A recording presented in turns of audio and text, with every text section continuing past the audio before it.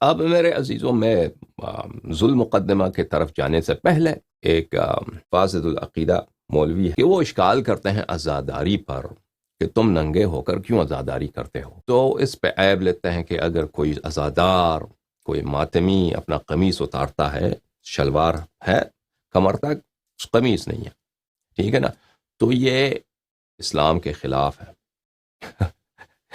تو عزیزو، یہ مولوی، ہمارے مولوی اتنے بیوقوف ہیں، اتنے جاہل ہیں، اتنے احمق ہیں کہ ان کی جہالت، ایک طرف تو ان کی جہالت پہ ہنسی آتی ہے، اتنے جاہل ہیں، دوسری طرف یہ ایک بہت درد بھی ہے اور کہ یہ لوگ ممبر ان کے ہاتھوں میں ہیں، شیعہ انسٹیٹیوشنز ان کے ہاتھ میں ہیں، شیعہ لیڈرشپ ان کے ہاتھ میں ہے، کہ کیسے جاہل لوگ ہیں. یہ بیوقوف، یہ احمق، یہ نادان مولوی سمجھتے ہیں حجج الاسلام، آیات عظام، مراجع اکرام، یہ سمجھتے ہیں کیا کہ جو لباس یہ پہنتے ہیں، وہ پگڑی ہے مثلا، وہ ابا قبا ہے، قمیص ہے اندر، یہ رسول پاک صلی اللہ علیہ وآلہ وسلم کا لباس اس طرح ہوتا تھا. یہ لوگ بیوقوف ہیں، یہ نہیں جانتے. یہ بعد میں، یہ لباس بعد میں رواج میں آیا ہے، جو مولویوں والی لباس ہے، اور یہ بنی عباس کے دور کے لباس ہے. رسول پاک صلی اللہ علیہ وآلہ وسلم، امیر المؤمنین علیہ الصلاۃ والسلام کے دور کا لباس بہت مختصر ہوتا تھا. اور جس چیز کو یہ عزاداروں پہ عیب لیتے ہیں، عزاداروں پہ عیب لیتے ہیں، میں ابھی دکھاؤں گا آپ کو سنت رسول صلی اللہ علیہ وآلہ وسلم سے، ٹھیک ہے. اور رسول پاک صلی اللہ علیہ وآلہ وسلم کا لباس ایسا تھا کہ آج کوئی مولوی اس کو پہننے پہ حاضر نہیں ہوگا، کوئی مولوی پہننے پہ حاضر نہیں ہوگا، ٹھیک ہے نا. تو ابھی میں کچھ آپ کو احادیث روایات دکھاتا ہوں. دیکھیں، عربی زبان میں ثوب کس کو بولتے ہیں؟ ثوب، ازار، معزر، ردا. ثوب بولتے ہیں کپڑے کو، وہ کپڑا جو کمر میں دھوتی کے طور پہ پہنا جاتا ہے اس کو ثوب بولتے ہیں. سمجھ میں آ رہی؟ اب الفاظ کے معنی بدل چکے ہیں، الفاظ کے معنی بدل چکے ہیں، یعنی وہ الفاظ، لباس اور کپڑوں کے وہ نام جو رسول اللہ صلی اللہ علیہ وآلہ وسلم کے زمانے میں ہوتے تھے، وہ اب دوسرے، بہت دفعہ ایسا ہوتا ہے کہ دوسرے لباسوں کے لیے استعمال ہوتا ہے، اور لباس کے سلائی کا طریقہ بھی بدل گیا ہے. تو اس لیے مولویوں کو نہیں سمجھ آتی، یہ اغلب یہ لوگ جاہل ہیں، ان کو سمجھ نہیں آتی کہ وہ ثوب اگر پڑھتے ہیں تو سمجھتے ہیں ثوب سے مراد قمیص ہے. ثوب سے مراد قمیص نہیں ہے، ثوب سے مراد کیا ہے؟ دھوتی. دھوتی جو عام اردو زبان میں دھوتی کہتے ہیں. رسول اللہ صلی اللہ علیہ وسلم صرف ایک دھوتی کے ساتھ، بغیر قمیص کے ایک دھوتی کے ساتھ، شیعہ کتب میں بھی ہے، مخالفین کی نماز پڑھائی انہوں نے صلی اللہ علیہ وسلم، بلکہ ان کا آخری نماز بھی جو تھا ایک ہی دھوتی کے ساتھ تھا. اکثر تو یہ ہوتا کہ دو دھوتی ہو نا، ایک ازار ہے، ایک معزر ہے. ایک ازار بھی، ازار کا مطلب بھی دھوتی ہے جو کمر کے نیچے باندھا جاتا ہے. معزر وہ جو شانے پہ ڈالتے ہیں، کندھے پہ ڈالیں گے، یا ردا، اس کو ردا بھی بولیں گے، کندھے پہ ڈالیں گے، ٹھیک ہے نا. جو کمر پہ باندھتے ہیں اس کو ازار بولتے ہیں. تو رسول اللہ صلی اللہ علیہ وآلہ وسلم کی جو آخری نماز بھی تھی وہ صرف ایک ہی دھوتی میں. اگر یہ لوگ سمجھتے ہیں کہ رسول اللہ صلی اللہ علیہ وسلم قمیض پہنتے تھے، ابا قبا، کیونکہ ان کا اپنا لباس یہی ہے نا، ابا قبا لباس امامہ، یہ نہیں تھا اس زمانے میں. یہ لوگ نہیں سمجھتے ان باتوں کو.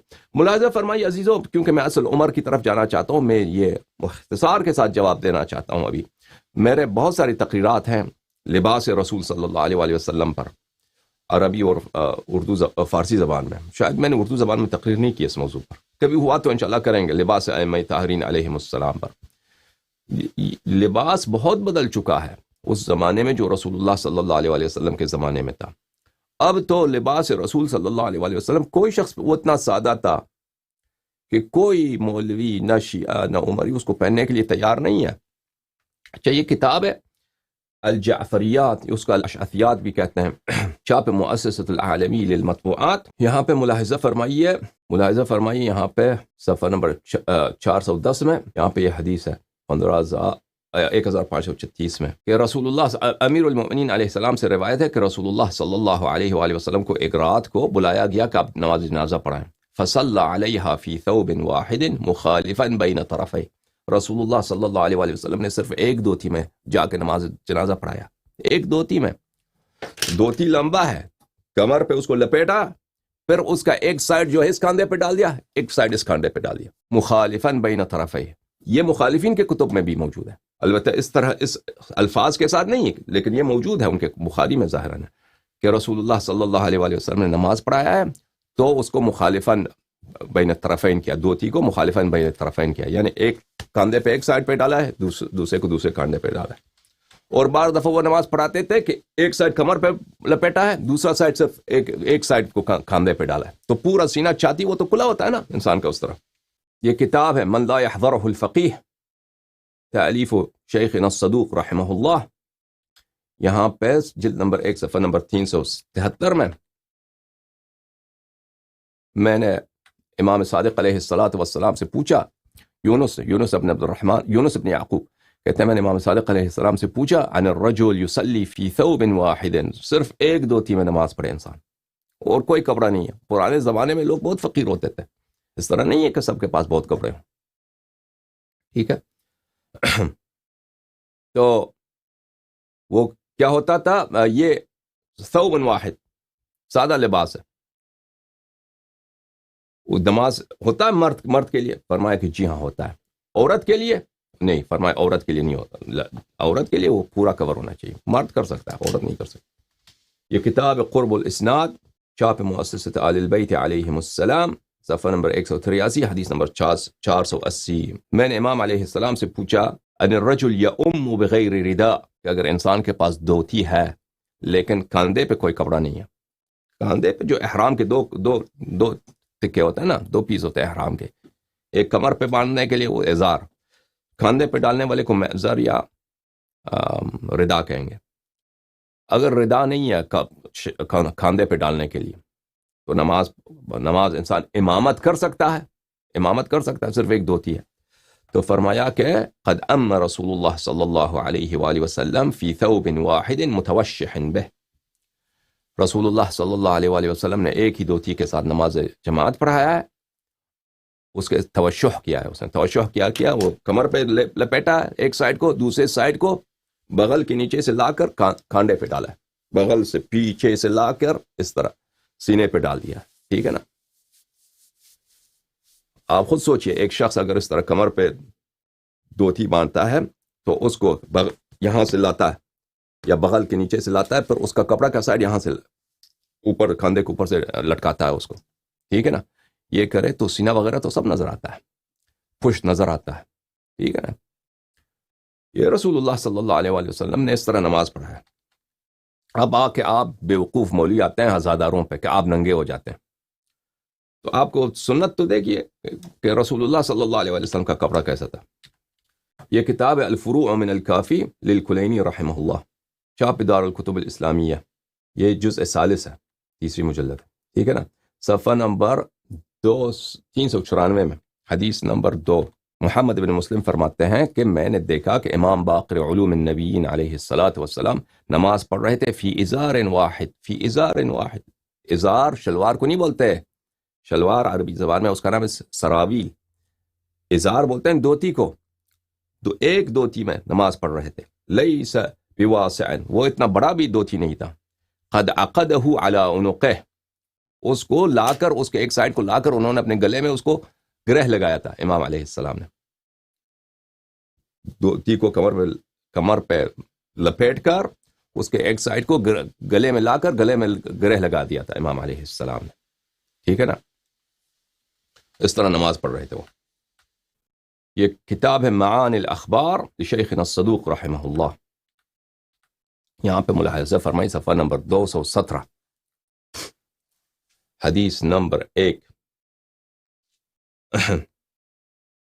حضرت قرآن ناطق امام صادق علیہ الصلاۃ والسلام اپنے والد امام باقر علوم النبیین علیہ السلام سے روایت کرتے ہیں, وہ اپنے جد یا امام حسین علیہ السلام سے یا امیر المؤمنین علیہ السلام سے روایت کرتے ہیں. ان اعرابیا اتى رسول اللہ صلی اللہ علیہ وآلہ, ایک عرب کا جو بدوی عرب تھا, صحرائی عرب, وحشی عرب, وہ آیا رسول پاک صلی اللہ علیہ وآلہ وسلم کے بارگاہ میں, ان کے گھر. فخرج الیہ فی رداء ممشق, رسول اللہ صلی اللہ علیہ وآلہ وسلم اس کے پاس آیا, ان کے کھاندوں پہ کیا تھا, کاندھوں پہ ایک ردا تھا جو لال رنگ کا تھا، اس کو سرخ رنگ کا رنگ دیا گیا تھا۔ تو اعرابی نے جب وہ دیکھا تو اس نے کہا یا محمد صلی اللہ علیہ وآلہ وسلم لقد خرجت الی کأنک فتى، تو آپ تو اس طرح آئے ہیں، تشریف لائے ہیں کہ آپ ایک نوجوان ہیں، آپ کیا ہیں؟ ایک جوان ہیں۔ تو رسول اللہ صلی اللہ علیہ وآلہ وسلم نے فرمایا نعم یا اعرابی، فرمایا کہ جی ہاں یا اعرابی، انا الفتى ابن الفتى اخو الفتى، میں جوان ہوں اور جوان کا فرزند بھی ہوں اور جوان کا بھائی بھی ہوں، میں خود جوان، میرا باپ جوان، میرا بھائی جوان۔ تو اعرابی نے پوچھا اما الفتى فنعم، آپ خود جوان ہیں، یہ مجھے قبول ہے، آپ سب جوانوں کے جوان ہیں۔ جوان فتح جوان کو بھی بولتے ہیں، فتح جوان مرد کو بھی بولتے ہیں، جو جس میں مردانگی ہے، جس میں سخا ہے، جود ہے، شجاعت ہے، اس کو بھی کہتے ہیں۔ تو اس نے کہا تو میں مانتا ہوں کہ آپ جوان ہیں، آپ فتح ہیں، لیکن ابن الفتح اخو الفتح کا کیا آپ سے کیا مراد ہے؟ کہ میرا باپ بھی فتح اور میرا بھائی بھی جوان، اس کا کیا؟